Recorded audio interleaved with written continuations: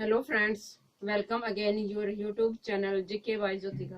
Friends, आज मैं करवाऊंगी आपको हरियाणा जीके में पार्ट 3, जिसमें मैं आपको करवाऊंगी पानीपत डिस्ट्रिक्ट। इससे पहले मैं आपको करवा चुकी हूँ।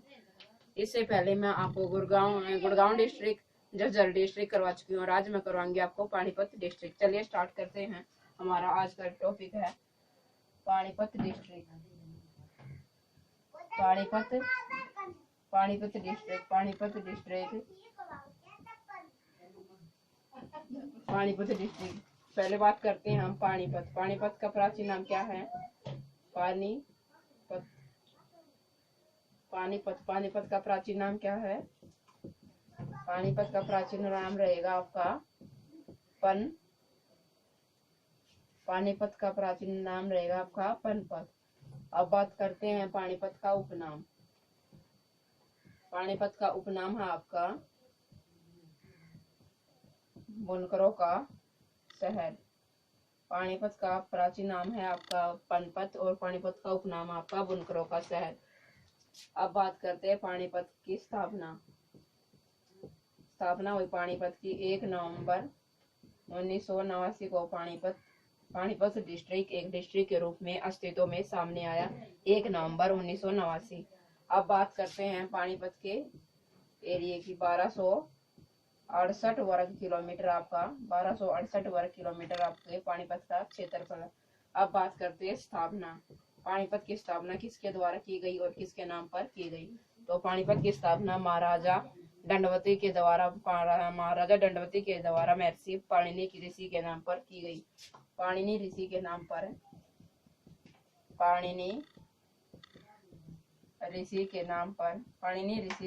पर महाराजा दंडवती के द्वारा पानीपत नगर की स्थापना की।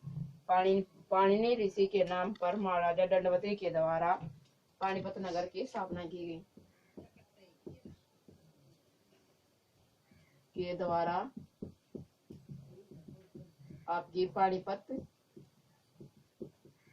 की स्थापना की गई। अब बात करते हैं कि पानीपत में कौन कौन से उपमंडल हैं, कौन सी तहसीलें हैं, कौन सी उप तहसीलें हैं और कौन कौन से खंड है। पहले बात करते हैं पानीपत में उपमंडल। पानीपत में आपके 2 उपमंडल हैं, एक है पानीपत और एक है समालखा। क्या? पानीपत और समालखा आपके 2 उपमंडल हैं। पानीपत समालखा आपके 2 उपमंडल। अब बात करते हैं तहसील है आपकी पानीपत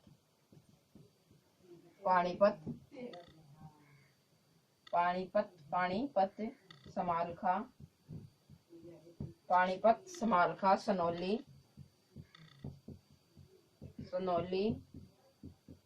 बापोली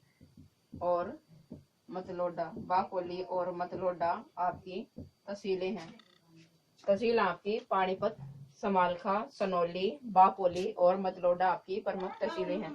अब बात करते हैं उप तहसील आपके उप तहसील और उप तहसील आपकी इसराना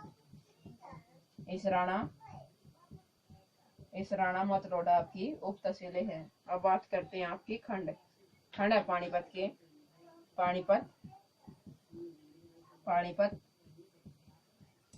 पानीपत इसराना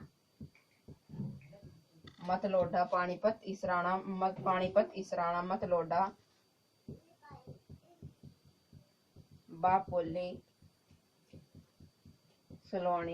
बापोली सनौली आपकी सभी खंड है।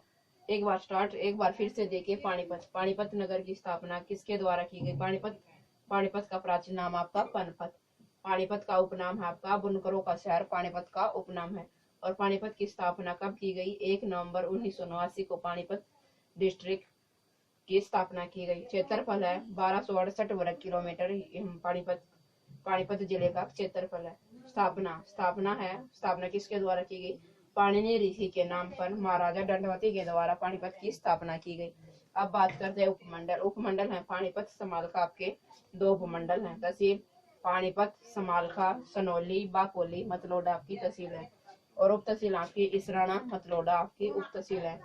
खंड खंड है पानीपत, इसराना, मतलोडा, बापोली, सनोली आपका खंड है। आगे देखिए,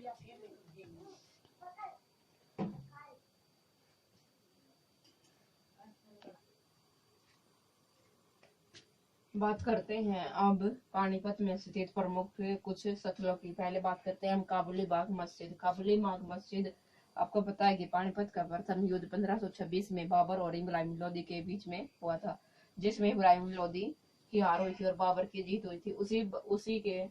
उसी जीत की याद में बाबर ने अपनी प्रिय बेगम काबुली मुसम्मत के नाम पर काबुली मुसम्मत बेगम के नाम की याद में काबुली बाग मस्जिद का निर्माण करवाया था। पानीपत का प्रथम युद्ध हुआ था आपका 1526 में, जिसमें बाबर की जीत हुई और इब्राहिम लोदी की हार हुई, और इसी की याद में प्रिय बेगम काबुली मुसम्मत बेगम की याद में काबुली बाग का मस्जिद का निर्माण करवाया था। बात करते हैं इब्राहिम लोदी का मकबरा।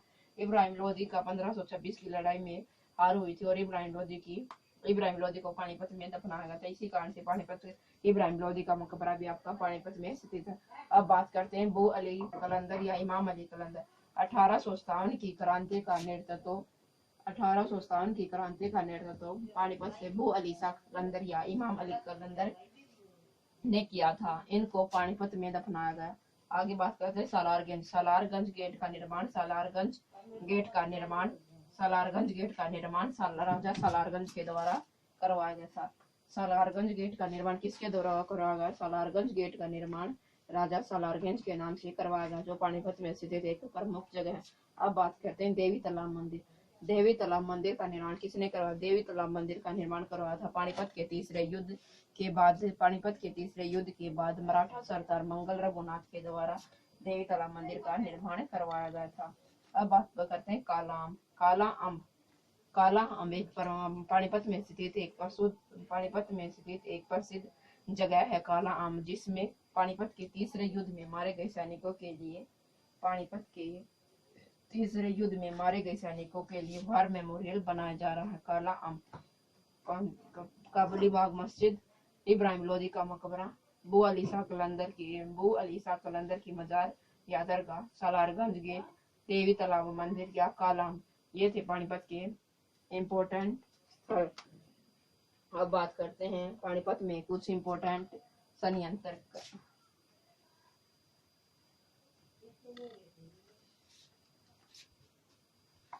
कैप्टिव संयंत्र, अमोनिया प्लांट, रबड़ संयंत्र, ऑयल रिफाइनरी।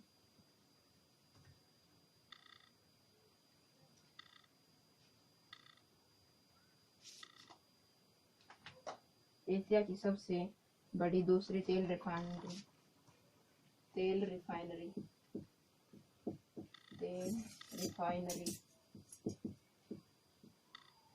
एशिया की दूसरी सबसे बड़ी तेल रिफाइनरी पानीपत, हरियाणा के पानीपत डिस्ट्रिक्ट में स्थित है। पानीपत के बापोली क्षेत्र में एशिया की दूसरी सबसे बड़ी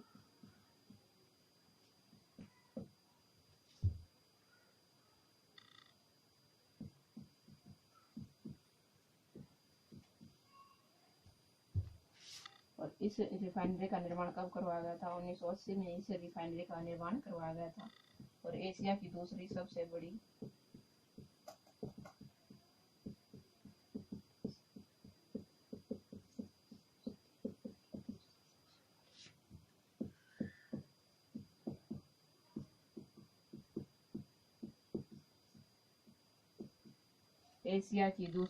बड़ी तेल रिफाइनरी, और इस तेल रिफाइनरी का निर्माण 1980 में करवाया गया था। अब बात करते हैं पानीपत में स्थित प्रमुख संयंत्र।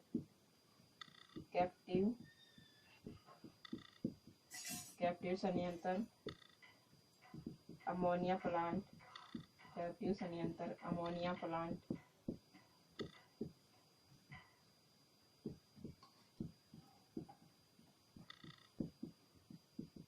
रबड़ संयंत्र, यूरिया प्लांट आपका 5 है। तेल रिफाइनरी पानीपत के बापोली तेल रिफाइनरी पानीपत के बागपुरी क्षेत्र में स्थित है। एशिया की दूसरी सबसे बड़ी तेल रिफाइनरी है और इस तेल रिफाइनरी का निर्माण 1980 में करवाया गया और यह किसके द्वारा संचालित है? इंडियन ऑयल कॉरपोरेशन के द्वारा यह संचालित है।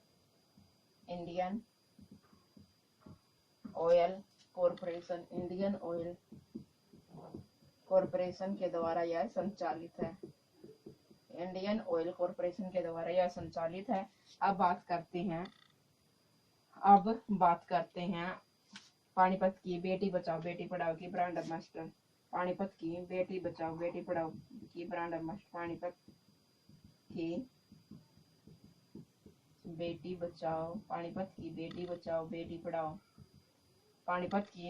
बचाओ बेटी पढ़ाओ अभियान की ब्रांड एम्बेसडर है आपकी प्रीति चौधरी। कौन? आपकी प्रीति चौधरी, आपकी पानीपत की बेटी बचाओ बेटी पढ़ाओ अभियान की ब्रांड एम्बेसडर